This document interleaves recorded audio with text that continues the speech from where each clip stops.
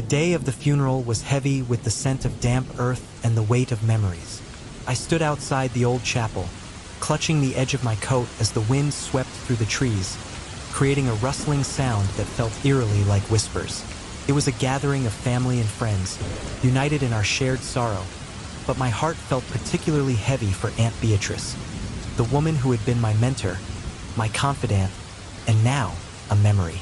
As we filed into the dimly lit chapel, I couldn't help but notice the walls adorned with her artwork. Each piece told a story, a glimpse into the vibrant spirit that she was. I had always admired her talent. She had a way of capturing emotions on canvas that felt almost alive. But today, the colors seemed muted, overshadowed by the grief that enveloped us. After the service, we gathered in the reception area, where the air was thick with the scent of lilies and the hushed conversations of mourners. It was then that I noticed a small, delicate box sitting on a table at the far end of the room. The box was intricately carved, adorned with swirling patterns that seemed to dance in the low light. My heart raced as I approached it, curiosity pulling me closer. As I lifted the lid, a chill ran down my spine. Inside lay a porcelain doll, its face painted with exquisite detail. The doll was dressed in a delicate lace gown that looked like it had been crafted with love.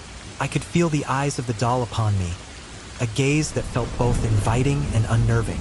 It was as if the doll were alive, watching, waiting. "Clara?" I turned to see my cousin, Jake, standing behind me, his brow furrowed in concern. "Are you all right?" I nodded, though I wasn't entirely sure why I felt such an inexplicable connection to this doll. "I think this was Aunt Beatrice's," I replied softly, my fingers brushing against the smooth porcelain. "Yeah, she used to talk about it. Said it had a special meaning," Jake said, his voice low. "You should take it. It seems like it belongs with you." I hesitated. "But it's a doll. I'm not a child anymore." "Maybe it's more than just a doll," he suggested, his eyes glinting with curiosity. With a deep breath, I decided to take it. I gently lifted the doll from its resting place, feeling an unexpected warmth emanating from it. The moment I touched it, a shiver raced through my body, and I quickly pulled my hand back, glancing at Jake. "Did you feel that?" "Feel what?" he asked, confusion etched on his face. I shook my head, dismissing it as my imagination. "Never mind. I think I need to hold on to this." As the sun began to set, casting long shadows across the landscape, I found myself in my childhood room, the doll cradled in my arms. The familiarity of the space brought a wave of nostalgia, but the doll's presence felt foreign, almost otherworldly. I placed it on my desk, studying its features more closely. There was something unsettling about the way the doll's eyes seemed to follow me, no matter where I moved. I dismissed it as a trick of the light, but a sense of unease began to settle within me. I couldn't shake the feeling that the doll was more than just a mere object. As night enveloped the house, I sat at my desk, surrounded by the remnants of my aunt's life. The diary she had kept throughout her career lay open beside me, filled with sketches and thoughts. I flipped through the pages, absorbing her words, her dreams, her fears. But as I reached the last entry, I noticed a peculiar note. "Always listen to the whispers of your heart," it read, followed by a drawing of a girl holding a doll that bore a striking resemblance to the one on my desk. I felt an inexplicable pull to the doll again. "What were you hiding, Aunt Beatrice?" I whispered into the quiet room. Just then, I heard it, a soft, almost imperceptible whisper, like the fluttering of wings. I froze, heart pounding in my chest. I glanced at the doll, its expression unchanged, yet I could almost sense it urging me to understand. "Is this just my imagination?" I asked aloud, my voice wavering. "Or is there something more?" The room remained silent, but I couldn't shake the feeling that it was trying to communicate. The shadows danced along the walls, and I felt a strange energy enveloping me, compelling me to dig deeper into my aunt's past. I decided to take a closer look at the doll. I ran my fingers along its delicate features, tracing the lines of its face, and that's when I noticed something unusual. There were tiny marks on its porcelain fingers, as if it had been held tightly by someone. A shiver ran down my spine as I wondered what stories this doll could tell. "Clara, are you up there?" My mother's voice pulled me from my thoughts, and I quickly set the doll down, hiding it under a pile of books. "I'm coming," I called back, forcing a smile onto my face as I descended the stairs. Dinner was a blur of conversation and laughter, but my mind was elsewhere, lost in the mystery of the doll and my aunt's past. I couldn't shake the feeling that my life had shifted in some profound way, as if the doll were a key to unlocking something buried deep within my family history. Later that night, as I lay in bed, I couldn't stop thinking about the whispers I had heard. Were they real? I turned to face the doll, now sitting quietly on my desk, its gaze unwavering. "What do you want from me?" I whispered into the night. The silence in the room was deafening. But then, I heard it again. A soft, melodic whisper, like a lullaby carried by the wind. My breath hitched in my throat, and I sat up abruptly. "I'm not afraid of you," I declared, though my heart raced in protest. As I stared at the doll, I felt an overwhelming urge to understand the connection it had with my aunt. I needed to know why it had been so important to her. What secrets lay hidden within that delicate porcelain exterior? I closed my eyes, letting the darkness of the night embrace me. Images of my aunt flooded my mind, her laughter, her passion for art, the way she spoke of love and loss with such intensity. I could almost hear her voice guiding me, urging me to listen closely to the whispers of the past. "Tomorrow, I'll find out more," I promised myself, feeling a renewed sense of purpose. As sleep began to take hold, I dreamt of my aunt, her smile radiant, her eyes sparkling with the stories of a life well lived. But beneath that warmth, I sensed a shadow, a lingering sadness that seemed tethered to the doll. I could feel its weight pressing down on me, pulling me into a world where art and emotion intertwined, where the past refused to be forgotten. When morning light crept through my window, I awoke with determination. I would uncover the truth behind the doll and my aunt's connection to it. I needed to know what secrets it held and why it had chosen me. As I got dressed, I glanced at the doll, now sitting innocently on my desk. "Hold on," I whispered. "We're just getting started." The day ahead promised discovery, and I could almost feel the energy of my aunt guiding me, beckoning me to delve deeper into the mystery that had begun with a single, delicate doll. The air was thick with an overwhelming sense of melancholy as I stood beside my aunt's casket, surrounded by the echoes of whispered memories and the hushed sobs of mourners. The gallery where she had displayed her art was filled with the remnants of her life. Paintings that captured fleeting moments, sculptures that told stories of love and loss. It was in this somber setting that I was handed the delicate porcelain doll, a family heirloom, said to be a gift from my late aunt. As I cradled the doll in my hands, an inexplicable chill ran down my spine.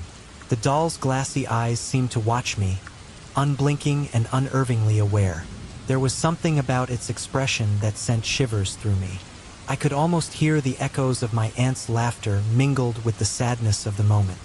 "I can't believe she's gone," I whispered, my voice barely breaking the silence. Later that evening, I sat in my dimly lit living room, the only light coming from a flickering candle. I placed the doll on the table in front of me, staring at it intently. The craftsmanship was exquisite. The lace dress, the tiny shoes, and the intricately painted features. But as I examined it more closely, I noticed strange details. There were faint marks on the porcelain, almost like fingerprints, and the way the eyes seemed to follow my movements was unsettling. I shook my head, trying to dismiss the feeling of unease. "It's just a doll," I muttered to myself, but deep down, I couldn't shake the sensation that it held more than mere sentimental value. As night enveloped the world outside, I heard a faint whisper, like a breeze rustling through the leaves. My heart raced as I strained to listen. It must be my imagination, I reassured myself, but the whisper lingered in my mind, taunting me with its mystery. Determined to uncover the truth behind my aunt and the eerie doll, I spent the next few days sifting through her belongings. It was during one of these sessions that I stumbled upon an old, leather-bound diary hidden in the doll's compartment. My fingers trembled with anticipation as I opened it, revealing pages filled with my aunt's elegant handwriting. The entries were a mix of sketches and thoughts, interspersed with notes about her art and the emotional connections she felt while creating. As I flipped through the pages, I felt a pull toward one particular entry. It spoke of a deep connection she had with the doll, a bond formed through years of companionship. "The doll knows my secrets," she had written, her words heavy with emotion. "It feels my pain and joy. I can't explain why, but it has become a part of me." I felt a knot tighten in my stomach. What kind of connection could she have had with an inanimate object?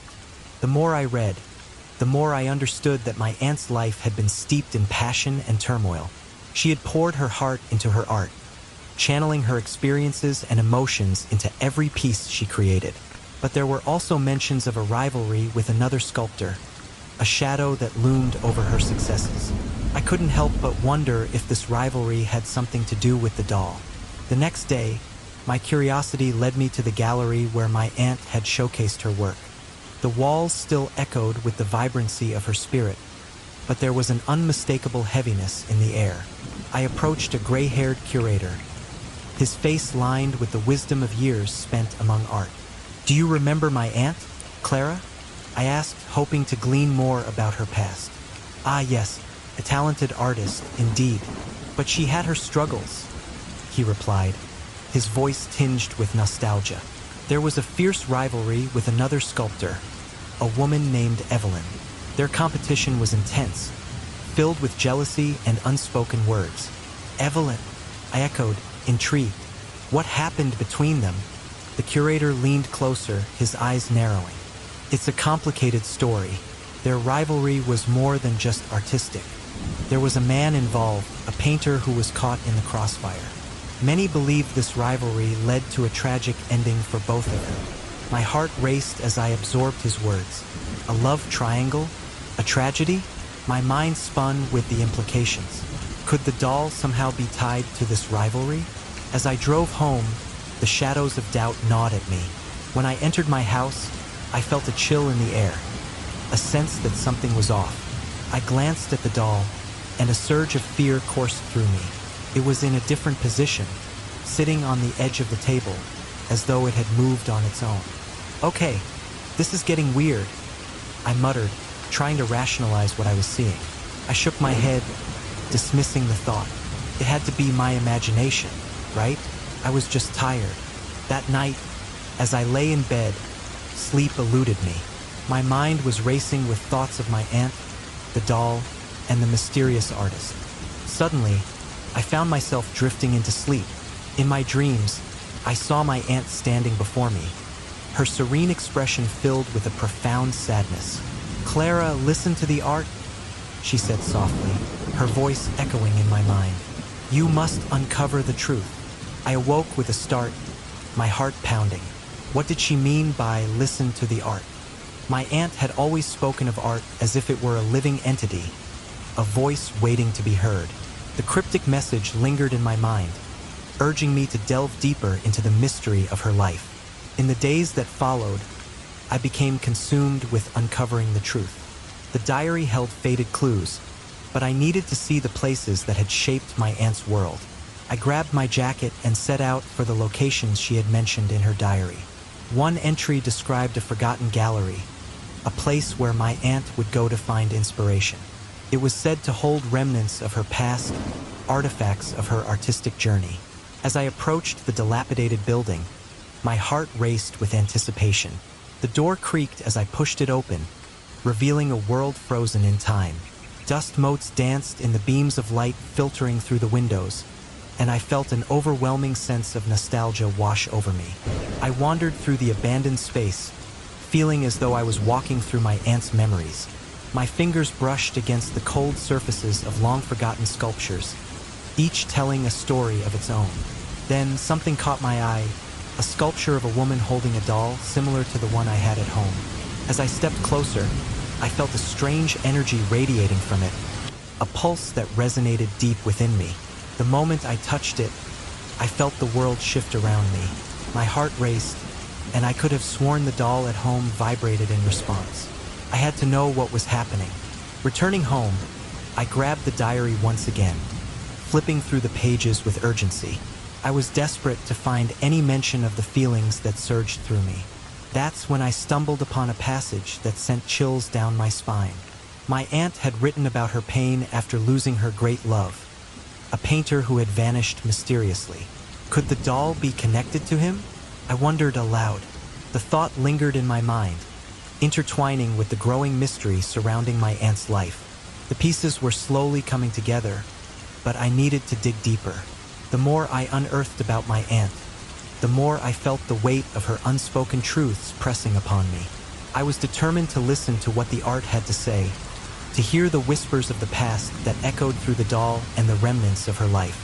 As rain drummed softly against the stained glass windows of the chapel, casting colorful shadows on the floor as I sat there, clutching the delicate porcelain doll that my late aunt had left me. The air was thick with melancholy, a tapestry of memories woven from the lives of those who had come before me. My aunt, a renowned artist, had always been a larger-than-life figure in my life. And now, as I held this doll, I felt an unsettling mix of gratitude and fear. The doll itself was exquisite, with intricate lace dresses and glassy blue eyes that seemed to shimmer with secrets. It was the kind of doll that could easily be dismissed as a mere trinket, yet something about it made my skin crawl. I could almost hear a whisper in the air, a soft plea that sent shivers down my spine. I shook my head, convincing myself that it was simply the weight of the occasion playing tricks on my mind. After the funeral, I returned home, the doll cradled in my arms like a fragile treasure. My small apartment felt unusually quiet, filled only with the distant hum of the city outside. I placed the doll on my desk, still feeling the coldness of its porcelain skin against my fingers. I leaned closer, examining it under the light. There were subtle details I hadn't noticed before. Tiny fingerprints pressed into its surface, and an expression on its face that seemed to shift depending on how I looked at it. As night began to creep in, shadows danced across the room, and I felt an urge to know more. I picked up the doll again, this time turning it over in my hands. That's when I heard it. A faint, almost imperceptible whisper, like a breeze carrying words I couldn't quite catch. My heart raced. I was alone, yet the feeling of being watched wrapped around me like a thick fog. It's just my imagination, I told myself, forcing a laugh, but deep down, I felt an undeniable connection to the doll. That night, sleep eluded me. Instead, I found myself drawn to the old trunk in the corner of my room. It belonged to my aunt, filled with remnants of her life, sketches, letters, and photographs. As I rummaged through the trunk, I stumbled upon a weathered journal. Its pages were yellowed with age, and the ink had faded, but I could still make out my aunt's elegant handwriting. I flipped through the pages, absorbing her thoughts on art and the world around her. There were sketches of her sculptures, notes on colors and textures, but then I stumbled upon something that made my heart skip a beat. "The connection is profound," she had written, followed by a series of cryptic phrases that hinted at some deeper relationship with the doll. My breath caught in my throat. What did she mean by that? The days that followed were a blur of curiosity and unease. I found myself drawn to the local gallery where my aunt had often exhibited her works. I needed answers. Stepping inside the gallery, I marveled at the high ceilings and the way light filtered through the windows, illuminating the art that adorned the walls. The air was thick with nostalgia, and I could almost hear my aunt's laughter echoing in the corners. I approached an elderly curator named Mr. Thompson, who had known my aunt well. As we spoke, I felt a strange kinship with him, as though he were a keeper of her secrets.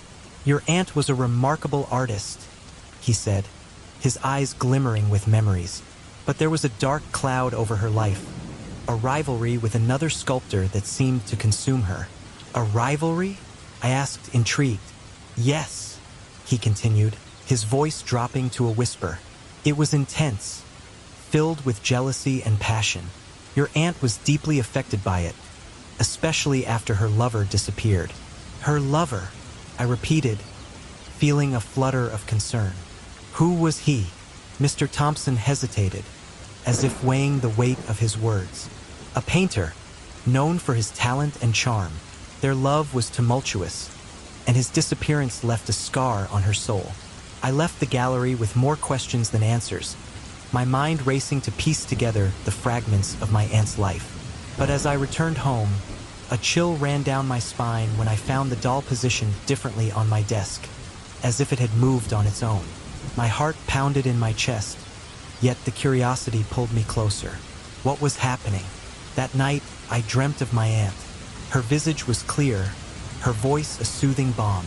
"You must listen to the art, Clara," she urged, her eyes sparkling with wisdom. "There are truths waiting to be uncovered." I awoke with a start, her words echoing in my mind like a haunting melody, and I felt a compulsion to explore the clues hidden within the journal once more. The following day, I ventured to an old gallery my aunt had mentioned in her writings. The building stood abandoned, the windows boarded up, yet I felt an undeniable pull toward it. Inside, dust motes danced in the beams of sunlight that filtered through cracks in the walls. I wandered through the decaying space, my heart racing as I stumbled upon a sculpture draped in a tattered sheet. Pulling it aside, I gasped. It depicted a woman holding a doll, my doll. The resemblance was uncanny, and I felt a wave of energy wash over me. I reached out to touch the sculpture, and at that moment, something in my heart shifted. Back at home, I could feel the vibration of the doll from across the room, as if it were responding to the energy I had just encountered. I needed to know what was happening. Later that evening, I returned to the journal. I flipped through the pages, and one passage caught my eye. It spoke of love and loss, detailing my aunt's heartache over the disappearance of her great love, the painter. As I read, I could feel the weight of her sorrow pressing down on me. It was clear, this doll, with its delicate porcelain features and haunting gaze, was intertwined with my aunt's deepest emotions. But how? Questions raced through my mind. Was the doll a vessel for her pain? Did it hold the key to unlocking the mysteries of her past? As I pondered these thoughts, I felt a connection growing stronger, a bond that transcended time and space. The realization struck me like a bolt of lightning. I was on the brink of uncovering something profound about my aunt, her art, and the love that had shaped her life. The more I delved into the journal, the more I could sense my aunt's spirit guiding me, urging me to embrace the journey ahead. I could feel her presence, a whisper in the back of my mind, pushing me further into the depths of her story. It was a call to action, a plea for resolution that transcended generations. As shadows danced across the walls of my late aunt's home, each flicker of the candlelight casting eerie shapes that twisted and turned like the memories I had of her. I stood there, clutching the delicate porcelain doll, my inheritance, my connection to a past I barely understood. The funeral had been somber, with mournful faces and whispered sympathies, but it was this doll that had captured my attention amidst the grief. Its glassy eyes seemed to glimmer with secrets, and as I ran my fingers over its intricate dress, a chill ran down my spine. It felt as though the doll was more than just a toy. It was a vessel of something deeper, something that sent an unsettling shiver through me. Once I returned home, I placed the doll on my desk, the perfect spot for such an ornate piece. I couldn't shake the feeling that it was watching me, its painted smile both inviting and foreboding. I leaned closer, examining its features. Tiny fingerprints marred the porcelain face, and the way its eyes seemed to follow my movements made my heart race. As the evening darkness enveloped my room, I heard a faint whisper, like the rustling of fabric or a soft sigh, drifting from the doll. Rationality kicked in, and I brushed it off as a figment of my imagination, a trick of the mind born from exhaustion and grief. But curiosity gnawed at me, urging me to delve deeper. I rummaged through my aunt's belongings, hoping to uncover something that would provide clarity about this strange inheritance. It was then that I stumbled upon an old diary, hidden within the folds of the doll's dress. The leather cover was cracked, and as I opened it, the musty scent of aged paper filled the air. The pages were adorned with sketches, beautiful, swirling lines that captured the essence of emotion. but interspersed among them were cryptic notes about a deep connection she shared with the doll. What connection? I wondered.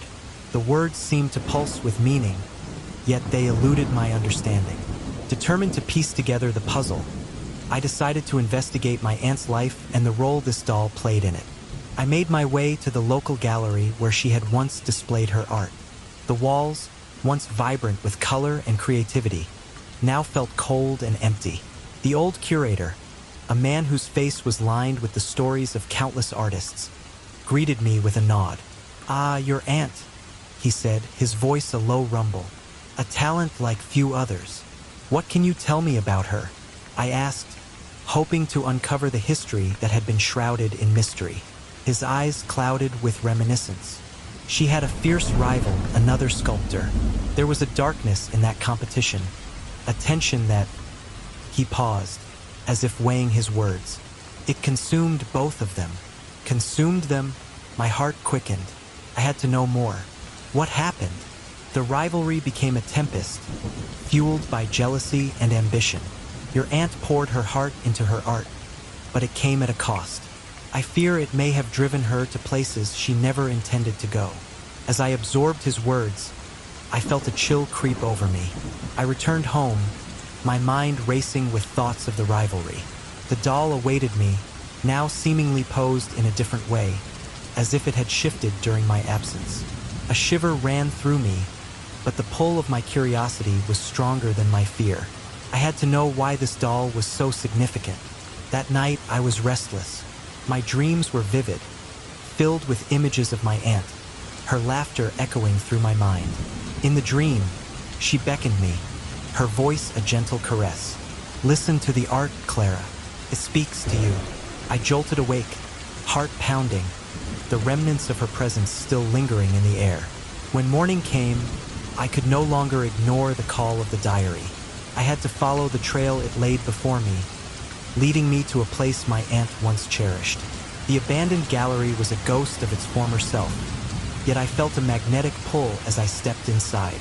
Dust hung in the air, and the sculptures loomed like silent sentinels. My pulse quickened when I spotted a particular piece, a woman cradling a doll in her arms. It was as if my aunt had sculpted her own story into this figure. I reached out, touching the cool stone, and an electric sensation coursed through me. Suddenly, I felt a vibration from the doll back home, as if it were responding to my connection with the sculpture. What does this mean? I whispered to myself, but no answer came. I had to return home to decipher the bond that seemed to transcend time itself. Flipping through the diary again, I stumbled upon a passage that struck me hard. It spoke of a great love lost, a painter who had vanished without a trace. My aunt's pain resonated through the ink, each word a testament to her heartbreak. I couldn't help but wonder if the doll was a remnant of that love, a physical embodiment of the emotions that had consumed her. As days turned into nights, I began to notice peculiarities.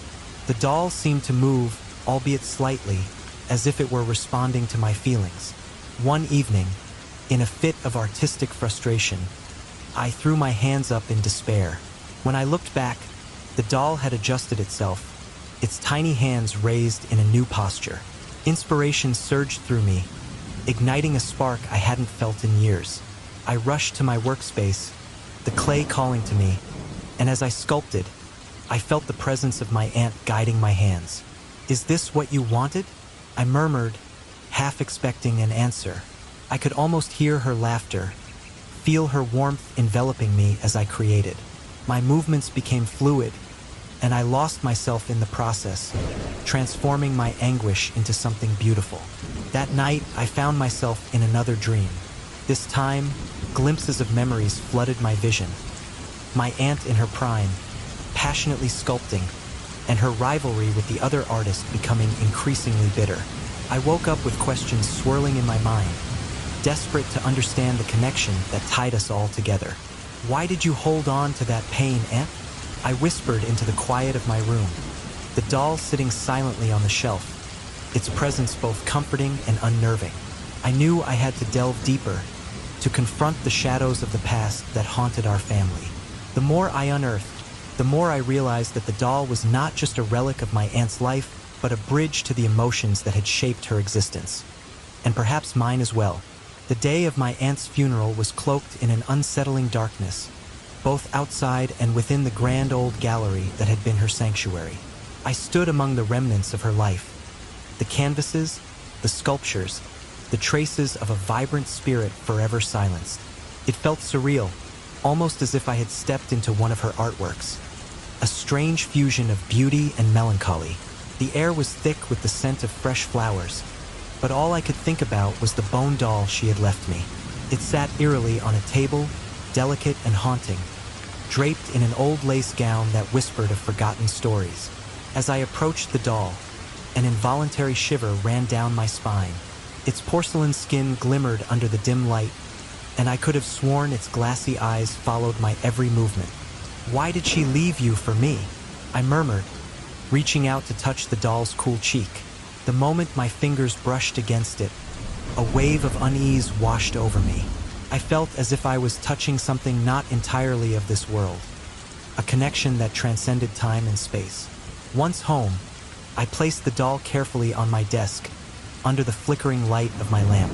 I wanted to dissect its secrets, to understand why it had been so important to my aunt.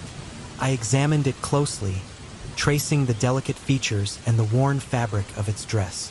There were tiny fingerprints on its surface, almost as if it had been handled by more than just my aunt. "What have you seen?" I whispered to it, half hoping for an answer. As evening descended, shadows danced along the walls of my room, and I found myself lost in thought. But then, a faint whisper broke through the silence. My heart raced as I turned towards the doll, convinced my imagination was playing tricks on me. "It's just the wind," I told myself, yet a part of me was drawn to the mystery swirling around this object. Later that night, unable to quiet my racing thoughts, I rummaged through my aunt's belongings. That was when I stumbled upon the journal hidden beneath layers of fabric in her old art box. The leather cover was cracked, and as I opened it, the musty scent of aged paper filled the air. The pages were filled with her elegant script, but what caught my attention were the sketches, beautiful, haunting images of the doll, accompanied by frantic notes. "Deep connection," I read aloud, the words echoing in the stillness of my room.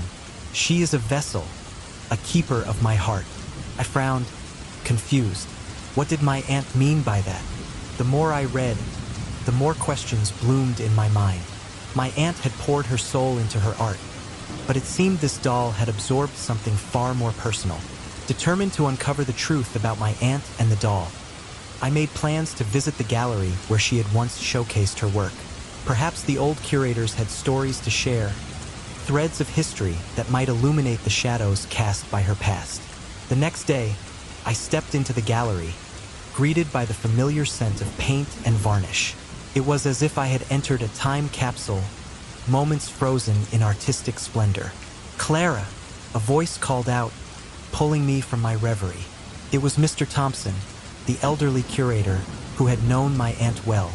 "I'm so sorry for your loss. Your aunt was a remarkable woman."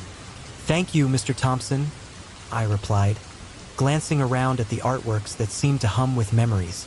"I found this doll she left me, and I'm trying to understand its significance." He raised an eyebrow, intrigue flickering in his eyes. "Ah, the doll. Your aunt had a deep connection with it. I remember her speaking about it often. It was more than just a piece of art.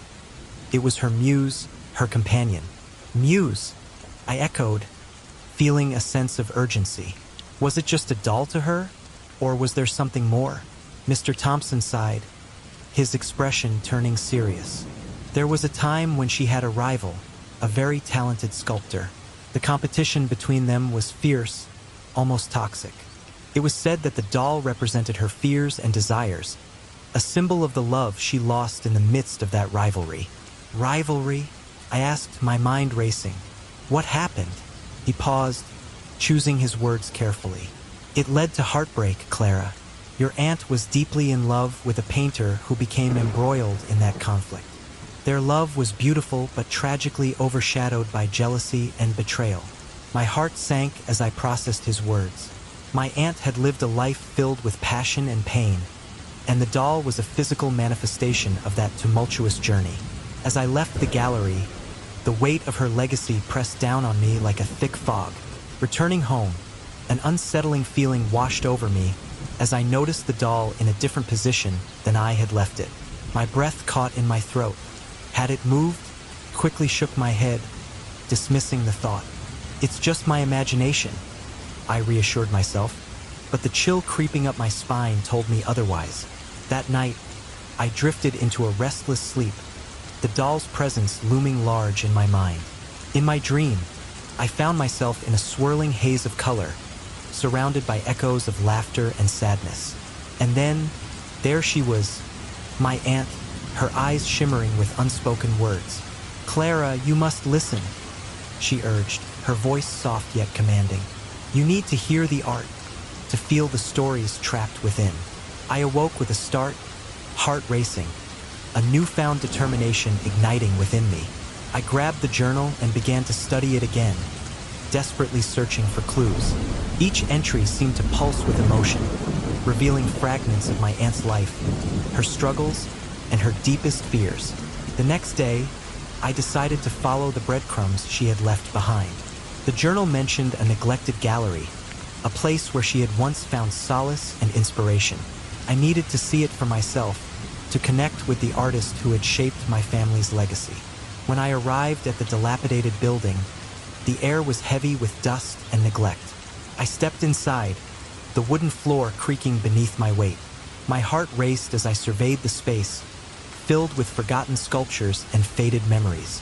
And then, my gaze landed on a piece that seemed to call out to me, a sculpture of a woman cradling a doll in her arms.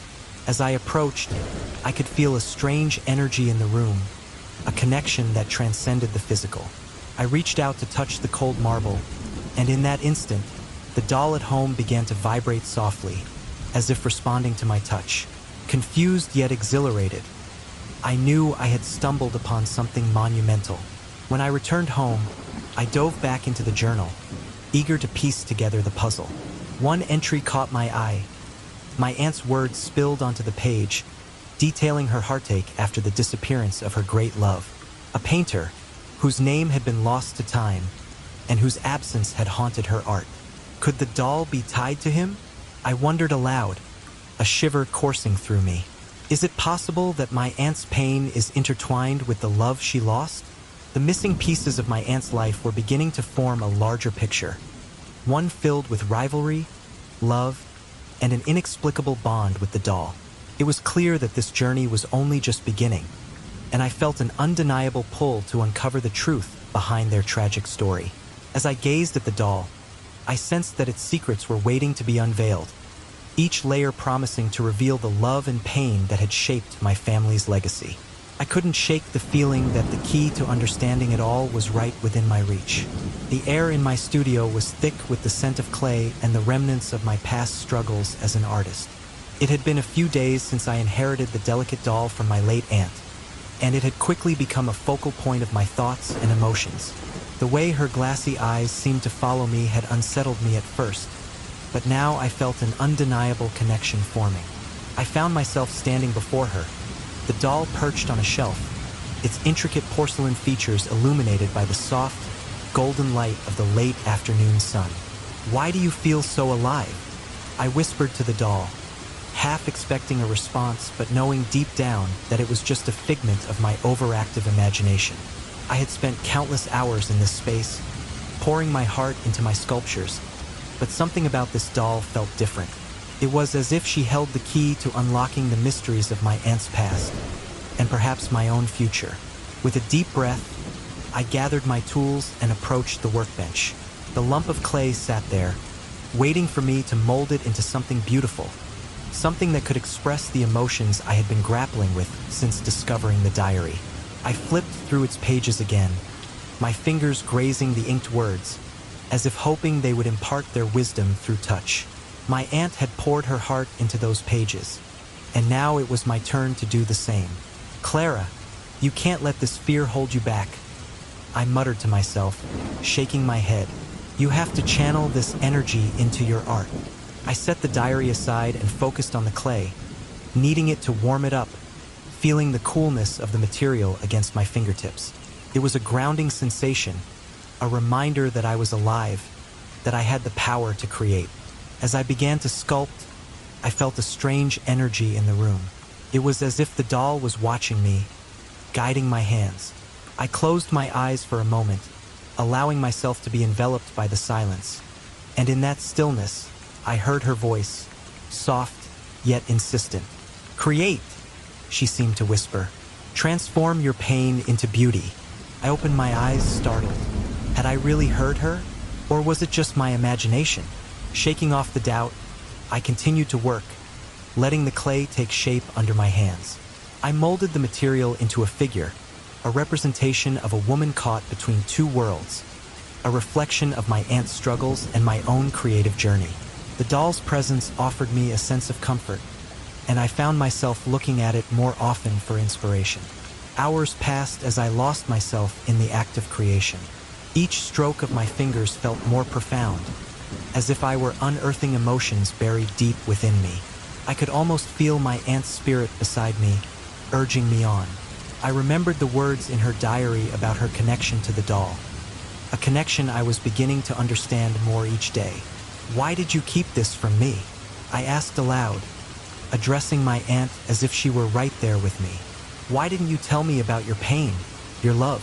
Why did you let it fester?" The room was silent, but I could feel the weight of her absence. I picked up a small tool, carving delicate details into the figure's face. "I want to understand," I murmured, my voice barely above a whisper. "I want to know what you went through." As the night deepened, I worked tirelessly, my hands moving almost of their own accord. I could hear the faintest sound of the doll vibrating on the shelf, a gentle hum that resonated with my heartbeat. It was unsettling, but I pushed the feeling aside, convinced it was merely a trick of my imagination. I was too absorbed in my work to let anything distract me. Suddenly, a wave of exhaustion washed over me, and I stepped back from the sculpture. I could hardly believe what I had created. The figure was beautiful yet haunting, capturing the essence of a woman who had loved deeply and lost profoundly. But there was still something missing, some piece of the puzzle that I needed to uncover. It was at that moment that I felt a familiar presence, the comforting energy of my aunt wrapping around me like a warm blanket. I closed my eyes, allowing myself to relax, and the voice of my aunt came to me again, clearer this time. "Clara, let your emotions guide you. Do not hold back." I took a deep breath and nodded, feeling an overwhelming rush of inspiration. I returned to the clay, this time letting my emotions flow freely. I poured in the sadness, the confusion, the excitement of discovery. Each movement of my hands was a release, a catharsis. I could almost see my aunt guiding my hands, showing me how to transform my pain into something beautiful. As I worked, I began to hear the faint sound of music in the background, a soft and ethereal melody that seemed to echo through the studio. I opened my eyes, searching for the source, but all I could find was the stillness of the night. It was as if the very air around me had come alive, vibrating with energy and creativity. "Is this you, Aunt? Are you trying to tell me something?" I asked, half hopeful, half skeptical. The music swelled, filling the space with an otherworldly quality that made my heart race. I closed my eyes again, surrendering to the moment. The vision of my aunt materialized in my mind, her face radiant and full of life. I could see her standing in a gallery, surrounded by her sculptures, her spirit intertwining with hers. The memory was vivid, but it was tinged with a sadness that echoed through the years. I could see the love between her and the painter, a bond that had transcended time. "Let it go, Clara," she whispered, her voice barely audible above the music. "You must release the pain that binds you. Only then can you find your true voice." "Release," I echoed, the word heavy in my mouth. How do I do that? How can I let go of something I don't fully understand? The music shifted, becoming softer and more melancholic. I opened my eyes, staring at the doll, which now seemed to pulse with a gentle light. I felt a shiver run down my spine as I realized that the doll was not just an object. It was a conduit for the emotions and memories of my aunt and the painter. It was a bridge between their past and my present. In that moment, I understood what my aunt meant. To release the pain, I needed to confront it, to face the shadows that lingered in the corners of my mind. I needed to delve deeper into the stories hidden within the diary and the doll, to uncover the truth that had been buried for so long. "Okay," I said, speaking to the doll as though it could hear me. "I will confront this. I will find a way to honor you both through my art." With renewed determination, I returned to my sculpture. I worked late into the night, allowing the emotions to flow and intertwine with the clay as I shaped it into something that truly represented the legacy of my aunt and her lost love. The figure became a symbol of both suffering and hope, a testament to the power of love that could transcend even death. Finally, as dawn began to break, I stepped back to admire my work. The figure stood tall, embodying the spirit of my aunt and the painter, their story woven into every curve and contour. Yet, I knew I had only begun to scratch the surface of their tale. I turned to the doll, feeling a sense of gratitude wash over me. "Thank you for guiding me," I whispered. "I promise to keep searching for the truth." As the first rays of sunlight filtered through the window, I felt a sense of peace settle within me.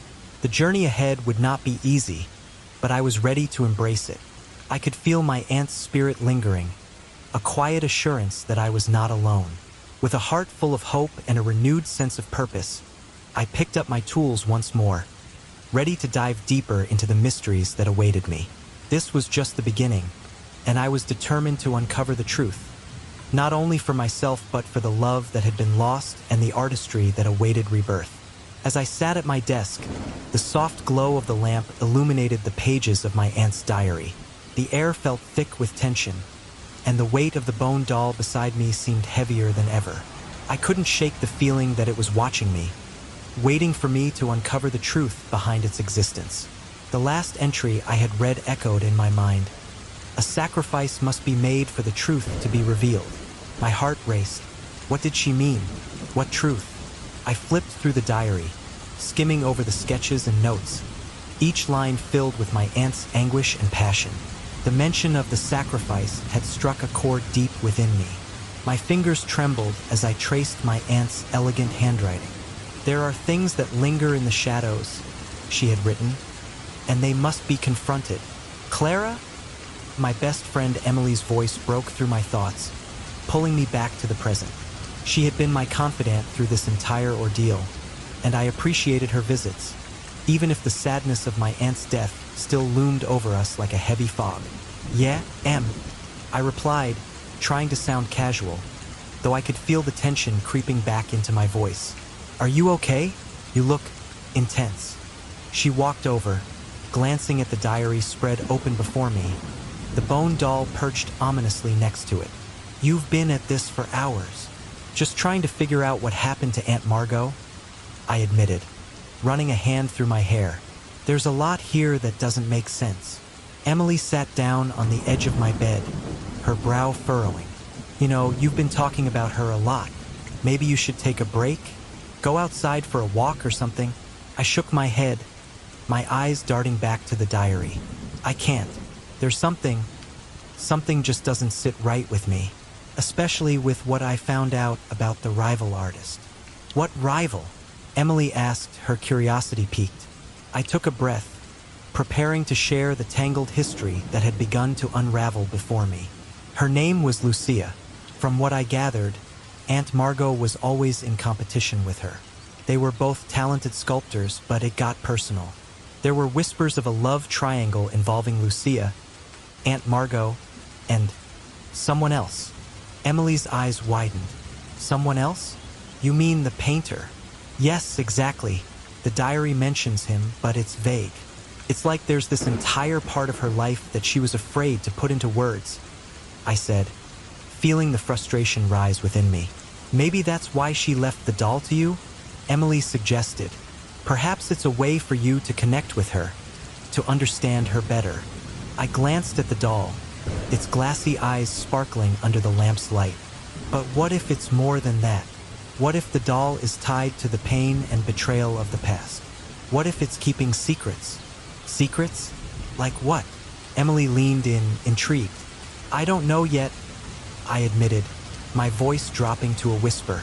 But I found a passage that mentioned a sacrifice that needed to be made. It's all so cryptic. I keep thinking about those words. What did she mean? What was she trying to tell me? Emily shifted closer, her expression serious. You need to dig deeper, Clara. If there's a connection between your aunt, this painter, and the rival artist, you have to find it. You can't let fear hold you back. You're right, I said, determination flooding through me. I need to know what happened. I need to uncover the truth, not just for myself, but for Aunt Margot. With a sudden surge of resolve, I pushed the diary aside and stood up. I'm going to the art gallery tomorrow. There's got to be more information there. Maybe even about Lucia. Good idea, Emily encouraged, standing up as well. Just be careful. This sounds like it could get intense. Intense is an understatement, I replied, a shiver running down my spine. But I have to do this. As Emily left, I felt a strange sense of clarity wash over me. I was determined to face whatever shadows my aunt had left behind. The more I learned, the closer I felt to her, and the more I began to understand the depth of her artistic soul. The following morning, I awoke early, the sun barely peeking through the curtains. My heart raced with anticipation as I prepared for my visit to the gallery. I dressed quickly, my mind racing with thoughts of Aunt Margot, the doll, and the secrets of the past. Upon arriving at the gallery, I was enveloped by the familiar scent of paint and varnish. It was as if the very walls held the memories of every artist who had ever walked through. I made my way to the curator's office, hoping he would be there. Good morning, Clara. The elderly curator, Mr. Hargrove, greeted me with a warm smile. What a surprise to see you here. Good morning, Mr. Hargrove, I replied, my voice steady. I'm here to learn more about my aunt's work and her connection to Lucia. His expression shifted, becoming more serious. Ah, the rivalry. It was quite the story back in the day. Your aunt was a brilliant artist, but there was always tension between her and Lucia. They pushed each other, but it often turned bitter. Bitter how? I pressed, eager to uncover every detail. Jealousy mostly, he explained, his gaze distant as if he were reliving the past. There were rumors of a love triangle involving a painter, someone who was very close to your aunt. Their relationship was tumultuous, and Lucia was determined to outshine her. What happened to the painter? I asked, my heart pounding. He vanished, Clara. After a particularly heated exhibition, he disappeared without a trace. Your aunt was devastated. Some believed he left to escape the drama, but others whispered darker tales. Darker tales, I echoed, feeling a chill course through me. Mr. Hargrove leaned in, his voice lowering conspiratorially. There were whispers that Lucia had a hand in his disappearance. It was a messy affair, full of heartbreak and betrayal. Your aunt poured that pain into her art, perhaps even into that doll. The mention of the doll sent a shockwave through me. You think the doll is connected to all of this? Absolutely, he replied, his eyes intense. It was said that your aunt created it in honor of her lost love. The very essence of their relationship was captured within it, and it may very well hold the key to the past. I felt as though the ground beneath me was shifting. The pieces of the puzzle were beginning to align, but they felt heavier with each revelation. Thank you, Mr. Hargrove. I need to find out more. As I left the gallery, my mind whirled with thoughts of my aunt, the painter, and Lucia. I was determined to unravel this mystery, but the deeper I went, the darker it seemed to get. That evening, as I sat in my room, I couldn't shake the feeling that the doll was somehow more than just an object. It felt alive, as if it held the weight of untold stories and emotions. I stared at it, willing it to speak, to reveal its secrets. Tell me what happened, I whispered, my voice trembling. To my shock, a soft breeze swept through the room, rustling the pages of the diary as if in response. I shivered, the air feeling charged with energy. "What do you want me to know?" In that moment, I realized that I was not merely an observer in this story. I was a part of it. The connection between the past and present was growing stronger, and I could feel my aunt's spirit urging me forward. I had to confront the truth, no matter how painful it might be. As I settled into bed, I closed my eyes, hoping for guidance in my dreams. But instead of peaceful sleep, I found myself in a vivid vision. I was standing in a dimly lit room, surrounded by sculptures. There, in the center, was my aunt, her face a mix of sorrow and determination. "Clara," she said, her voice echoing around me, "you must understand the pain of the past to set us free. The love I lost, the rivalries, the choices, they all matter." "Aunt Margot, how do I help you?" I asked, desperation creeping into my voice. "Listen to the whispers of the doll," she replied, her image fading. "It knows the truth." I woke with a start, my heart racing. The doll sat beside me, still and silent. I knew that I needed to return to the gallery, to explore the connection between my aunt's art and the mysteries that had haunted her. Determined, I rose from my bed, ready to face whatever awaited me. The truth was calling, and I was prepared to answer. As I sat on the floor of my dimly lit studio, surrounded by clay, chisels, and the remnants of my last piece, I felt a weight pressing down on me.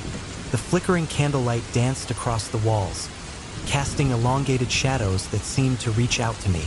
In my hands rested the delicate porcelain doll, a relic from my late aunt, a woman whose life and art had been steeped in mystery and passion. The doll was more than a mere object. It was a conduit to her past, a bridge between her world and mine. I had spent countless hours with that doll, feeling its presence in ways I couldn't fully articulate. It was as if it had absorbed my aunt's essence, her emotions, her pain, and her love. I was beginning to understand that the doll was not just an heirloom. It was a vessel of unfulfilled desires and unresolved conflicts. The diary I had found hidden within its folds hinted at a deeper connection, a bond that transcended the boundaries of life and death. "Clara," I murmured to myself, "you need to understand her story." It was a mantra that had become more of a necessity than a choice. I had heard my aunt's voice in my dreams, urging me to listen, to truly listen to the art that surrounded me and the emotions that flowed through my veins. But what did that mean? What was I supposed to do? There was a passage in her diary that haunted me. It spoke of a sacrifice needed to liberate her spirit, a concept that echoed in my mind like an ominous bell tolling in the distance. The more I pondered it, the more I felt an overwhelming pressure to decipher its meaning. I knew I had to act, to confront whatever shadows lingered in my family's past. I took a deep breath and stood, the doll cradled gently in my arms. "Tonight," I said aloud, "I will honor your memory, Aunt Isabella. I will seek to understand." With determination coursing through me, I organized a small ceremony in my studio. I gathered candles, each representing a facet of my aunt's life, the love she had for her art, the pain of her lost love, and the rivalry that had consumed her. I placed the doll at the center, its porcelain face illuminated by the soft glow of the candles. As I lit the first candle, the flame flickered, casting playful shadows across the walls. "This is for you, Aunt Isabella," I whispered, my voice trembling with emotion. "For your art, your passion, your pain. I want to understand. I want to help you find peace." I continued lighting the candles, one by one, each flame igniting a memory, a story, a piece of my aunt's life. As I lit the last candle, a sudden chill filled the room. Goosebumps erupted along my arms, and I felt the air shift around me. It was as if the room had become charged with energy, an unseen force vibrating gently against my skin. "Isabella," I called softly, my heart pounding in my chest. "Are you here?" For a moment, silence enveloped me. Then, as if in response, the doll began to glow softly, a warm radiance emanating from its porcelain form. I gasped, stepping back, my breath hitching in my throat. "What is happening?" I whispered, both frightened and fascinated. The room seemed to pulse with life, and I felt a rush of emotions. Love, loss, regret, washing over me, as if my aunt's spirit was enveloping me in an embrace. I closed my eyes, letting the sensations wash over me. I could almost hear her voice again, like a gentle breeze rustling through the trees. "Clara," the voice whispered, soothing yet filled with urgency. "You must free me. Free us." "What do you mean?" I cried out, my voice trembling. "How can I help you? What must I do?" Suddenly, I was flooded with visions, flashes of my aunt's life, her struggles, her triumphs, and the heartbreak that had shaped her art. I saw her in her studio, surrounded by her sculptures, her hands working feverishly as she poured her soul into each piece. Then, the images shifted, revealing her with a man who was undeniably the painter from her past. A man whose smile had been both tender and haunting. I stumbled back, my heart racing. "The sacrifice," I murmured, piecing together the fragments of her story. "Is it him? Is it about him?" The doll shimmered, and I felt an overwhelming urge to reach for the diary again. I grabbed it from the table and flipped to the passages that had once eluded me. My fingers traced the lines as I read aloud, my voice echoing in the quiet of the studio. "To free my heart, I must let go of the pain that binds me. Love is a powerful force, but it can also be a prison." I swallowed hard, the weight of her words sinking in. "What did you do, Aunt Isabella?" As I continued reading, the gravity of her situation became clear. The rival artist, the jealousy that had brewed, the tragedy that had unfolded. It was all connected. "The love you had for him, it consumed you," I whispered, the realization hitting me like a wave. "And you carried that pain with you, didn't you?" The atmosphere thickened, and I could sense my aunt's presence more strongly than ever. "You must understand, Clara," her voice echoed in my mind. "It is not just my burden but yours as well. We are tied together by this pain, and it is time to release it." I took a deep breath, my mind racing. What did she mean by release?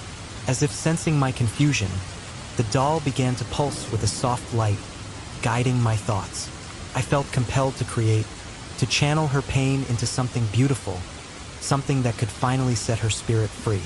"I will do it," I declared, determination surging within me. "I will create a sculpture that embodies your pain and love. I will transform this tragedy into beauty." The doll seemed to respond, the light intensifying as if encouraging me. I rushed to my workbench, grabbing clay and tools, my hands moving instinctively. As I sculpted, I could feel my aunt's spirit guiding me, her emotions flowing through me like a river. Each stroke of my hands was infused with her love, her heartache, and her desire for liberation. "Thank you for this gift," I murmured, feeling the connection deepening. "Thank you for trusting me to tell your story." Hours passed as I lost myself in the creation. I could hear whispers of encouragement, feel the gentle guidance of my aunt as I molded the clay, shaping it into a figure that encapsulated her longing and sorrow. I poured every ounce of emotion into the piece, channeling not only her pain but my own struggles as well. I realized that this was not just her story, it was mine too. As the moon rose high in the night sky, illuminating the studio with a soft glow, I stepped back to observe my work. The sculpture stood before me, a figure with outstretched arms, holding a delicate doll close to its heart. The expression on its face was one of profound sorrow intertwined with an unyielding hope. "I did it," I whispered, tears streaming down my cheeks. "I can feel it, Aunt Isabella. I can feel your pain, but I also feel your love." In that moment, the doll shimmered brighter than ever before, and I felt a surge of energy wash over me. It was as if the boundaries between our worlds had blurred, and I could sense the presence of my aunt more clearly than ever. "Clara, you have done well." Her voice resonated within me, filled with a sense of peace and gratitude. "But there is one last step. You must set me free." "What do I need to do?" I asked, my heart racing. "Embrace the love and the pain. Acknowledge the sacrifice and let it go. Only then can we both find peace." I nodded, understanding the gravity of her request. This was not just about creating art. It was about confronting the past, acknowledging the hurt, and allowing it to dissipate. Taking a deep breath, I stepped closer to the sculpture, placing my hands over the figure's heart. I acknowledged the love you had for him, the pain you both endured. I set you free, Aunt Isabella. I release you from the chains that bind you. As I spoke those words, the air around me crackled with energy, and the doll began to glow intensely. A warmth enveloped me, and I felt a profound sense of relief wash over my heart. It was as if the burdens I had carried alongside my aunt were finally lifting, and for the first time, I felt light. "I love you," I whispered, tears flowing freely. "Thank you for everything." In that moment, I knew that my aunt's spirit was finally at peace, and as I stood there, cradling the doll in my hands, I felt ready to embrace my own future, one where I could create freely, unburdened by the shadows of the past. The connection we shared was unbreakable, and I understood that while her story was coming to an end, mine was just beginning.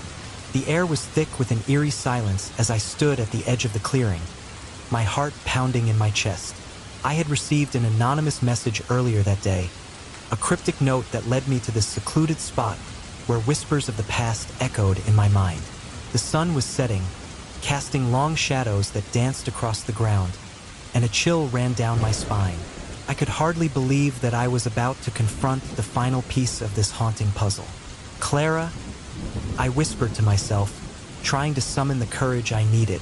My fingers instinctively brushed against the smooth surface of the doll in my pocket. It felt warm and oddly comforting, a stark contrast to the cold fear creeping into my bones. I took a deep breath, feeling the weight of my journey pressing down on me. I had uncovered the layers of my aunt's life, the tragic love story that had bound her to the doll, and now I was on the verge of something monumental. As I stepped into the clearing, I spotted a figure seated on a weathered log, her silhouette framed by the fading light. The woman turned slowly, revealing a face etched with lines of sorrow and regret. It was my aunt's rival, the artist who had once been a looming shadow in my aunt's life. My heart raced as I approached, a mix of trepidation and curiosity swirling within me. "Clara," she said softly, her voice trembling. "You came. Who sent me that message?" I demanded, my voice steadier than I felt. "What do you know about my aunt and the painter?" She looked away, her gaze drifting to the trees that surrounded us, as if searching for the right words among the branches. "The truth is a heavy burden, Clara. I've carried it for too long." "Then you need to share it with me," I insisted, stepping closer. "I need to know what happened." The woman sighed deeply, her shoulders slumping under the weight of her memories. "It was a time filled with passion and jealousy. Your aunt and I were once friends, both aspiring artists in a world that thrived on competition. But then he came along, the painter. He was brilliant, a genius, and we both fell for him. I felt a pang of sympathy for her, even as anger bubbled beneath the surface. And then what? Did you both fight over him?" "Not exactly," she replied, her voice barely above a whisper. "We fought for our art, our identities. He chose your aunt and I was left behind. But I never wanted to hurt her. I wanted to create." She paused, her eyes glistening with unshed tears. "But the pain of losing him, it consumed me. It changed everything." I took a step back, processing what she had just revealed. "You mean the rivalry was about more than just art? It was personal?" "Indeed," she admitted, her voice cracking. "It became a toxic cycle. We were both so blinded by our ambition and our love for him that we lost sight of each other. I wanted to prove I was better, but in doing so, I lost myself." "Did you ever think about reaching out to her?" I asked, my voice softening. "About mending what was broken?" She shook her head. "There was no going back. The art world can be cruel, Clara. Once you're labeled, it's hard to escape. I'm trapped in this cycle of regret, and so is she. The doll. It holds the essence of that rivalry, that love, and that pain." I felt a shiver run through me at the mention of the doll. It had been a source of both fascination and dread. "What do you mean?" How is it connected to her and the painter? The rival hesitated, her eyes searching mine as if weighing her next words.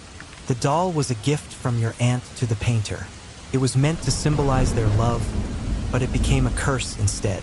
When he disappeared, she poured all her grief into her art, and the doll became a vessel for that sorrow. My heart raced. What do you mean he disappeared? Was it because of you? Because of the rivalry? It's more complicated than that, she said, her voice trembling.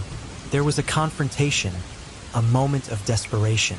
Your aunt was furious with him for leaving, and in a fit of rage, she accused me of wanting to take him away. But it wasn't true. I just wanted to create without the pain of losing him. Then what happened? I pressed, desperate for answers. The last time I saw him, he was leaving the gallery after a show. Your aunt was there, and they had a terrible argument.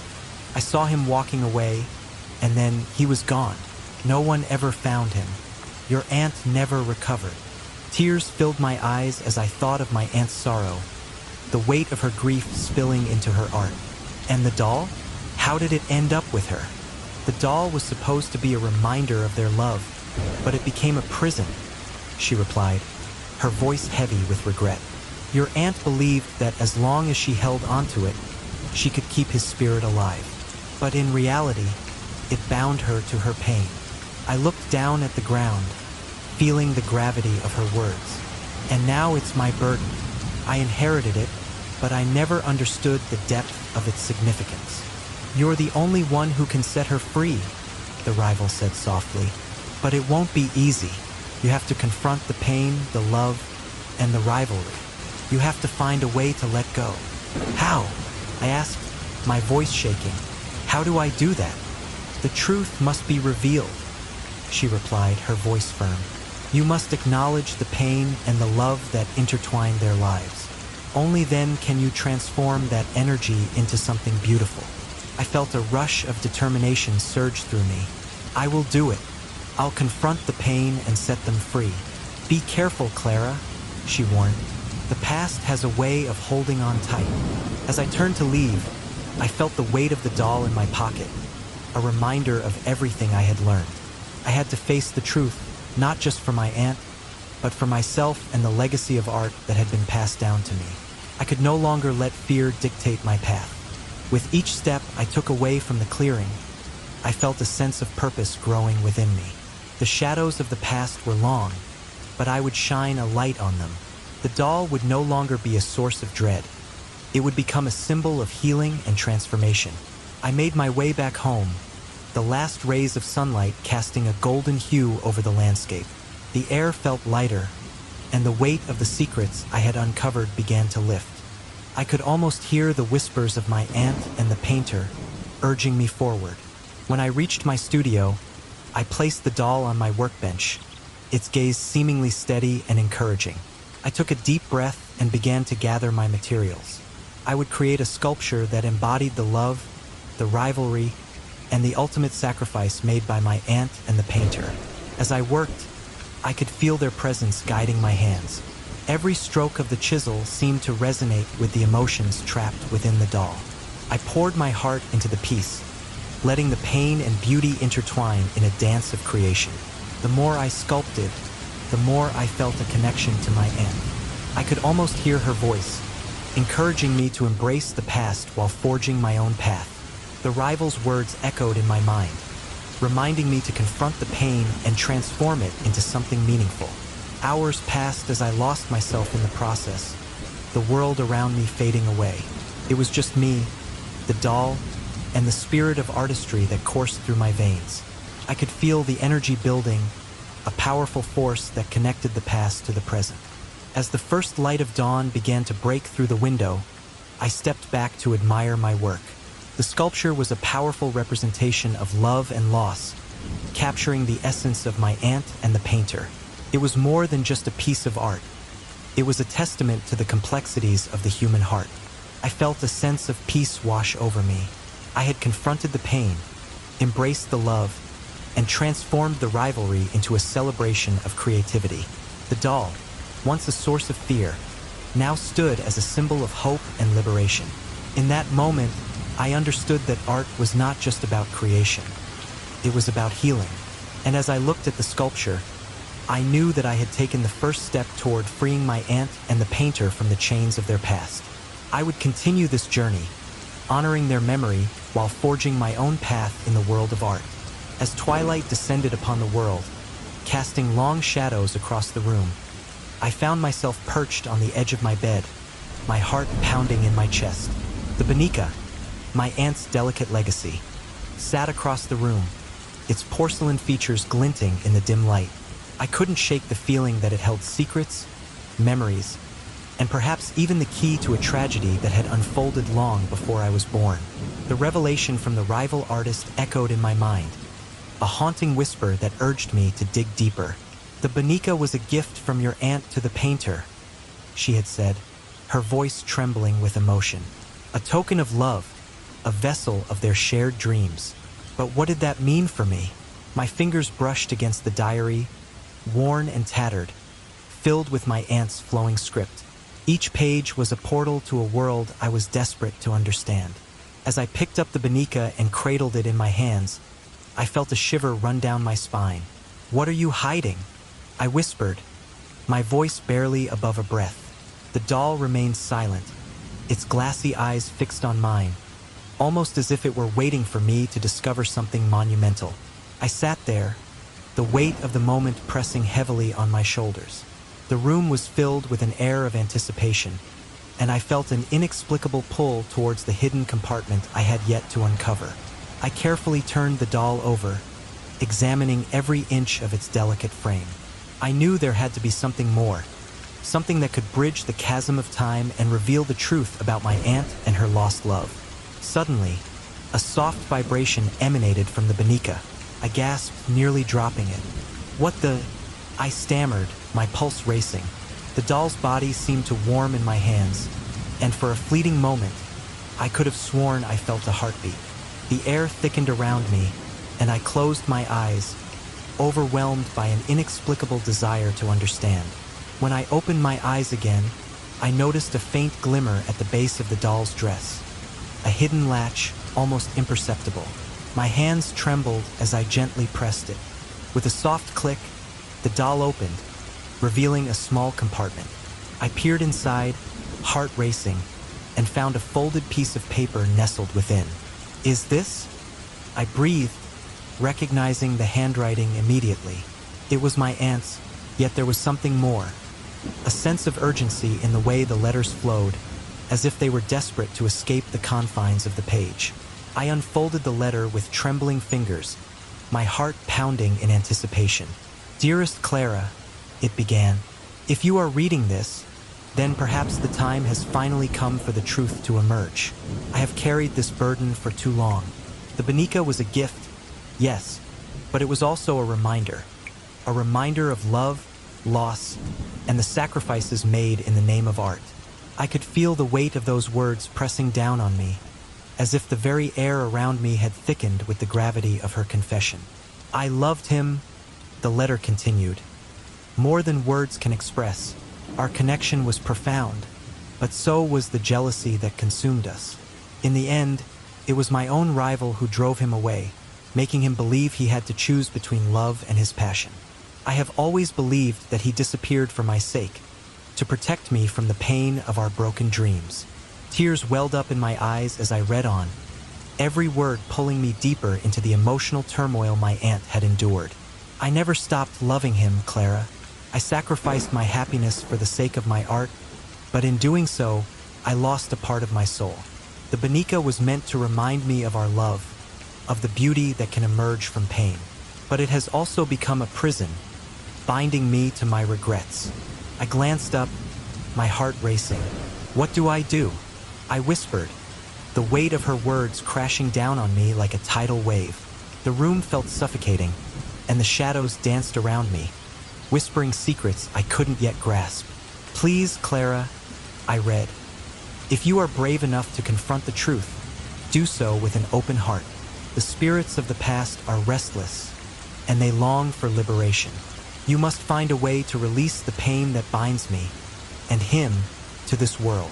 The letter ended abruptly, leaving me with more questions than answers.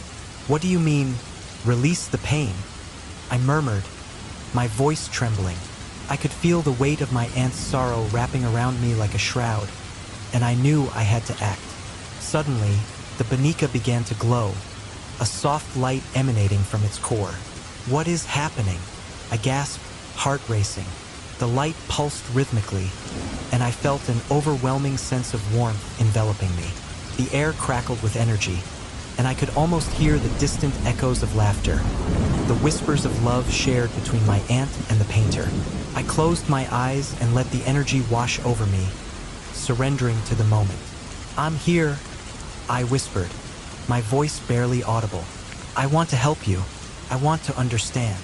In that moment, I was transported into a vision, a vivid tapestry of memories woven together by love and heartbreak. I saw my aunt, her face radiating joy as she and the painter stood together, surrounded by art. The colors danced around them, vibrant and alive, capturing the essence of their shared dreams. But then, the scene shifted. Shadows crept in, jealousy seeped through the cracks, and I watched as their love was overshadowed by the animosity of the rival. I saw the pain etched on my aunt's face, the anguish as she felt the distance grow between them, the desperation that drove her to sacrifice everything. No, I cried, tears streaming down my cheeks as I witnessed the agony of their separation. This can't be the end. But the vision continued, showing me the moment the painter disappeared, leaving my aunt in a void of despair. I felt her heartbreak resonate within me, a profound ache that threatened to consume my very being. Please, I begged into the swirling darkness, show me how to set you free. I can't let this pain linger any longer. The light from the Banika intensified, illuminating the room and casting flickering shadows on the walls. The whispers grew louder, filling my ears with a chorus of emotions: love, regret, and a profound longing for closure. Clara, a voice echoed, soft yet powerful. It was my aunt, her spirit reaching out to me. You must confront the rival. Only by understanding the truth of our past can we find peace. You have the power to break the chains that bind us. I nodded, determination flooding my veins. I will, I vowed, feeling the weight of my aunt's hope resting on my shoulders. I will confront the past and set you both free. With renewed purpose, I stood up, the Banika still glowing in my hands.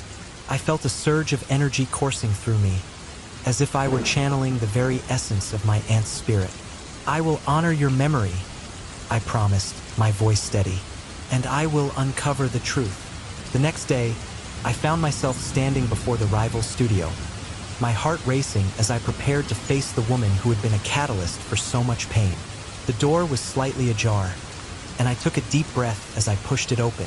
The studio was filled with remnants of the past, paintings, sculptures, and the echoes of a rivalry that had once burned brightly. The rival stood at the far end, her back turned to me as she worked on a new piece, but I could sense her presence, the tension in the air palpable. Can we talk? I asked, my voice steady despite the turmoil within. She turned slowly, her eyes widening in surprise. Clara, she said, her voice laced with uncertainty. What are you doing here? I need to understand, I replied, my heart racing. I need to understand what happened between you, my aunt, and the painter. Her expression shifted, a flicker of remorse crossing her features. You have to know that it wasn't just me, she said, her voice trembling. Your aunt and I were caught in a web of jealousy and ambition. We both wanted him, and it consumed us. Did you ever consider the pain it caused? I pressed, my voice rising with emotion. Do you realize the weight of your actions? The sacrifices made in the name of love. She looked down, shame etched across her face. I was young and foolish, she admitted. I didn't understand the consequences of my actions. I was blinded by jealousy, and in the end, we all suffered. Your rivalry drove him away, I said, my voice firm. But what if he never truly left? What if he sacrificed himself to protect my aunt? Her eyes widened in shock. You know something I don't, she said, her voice barely above a whisper. "What do you mean?"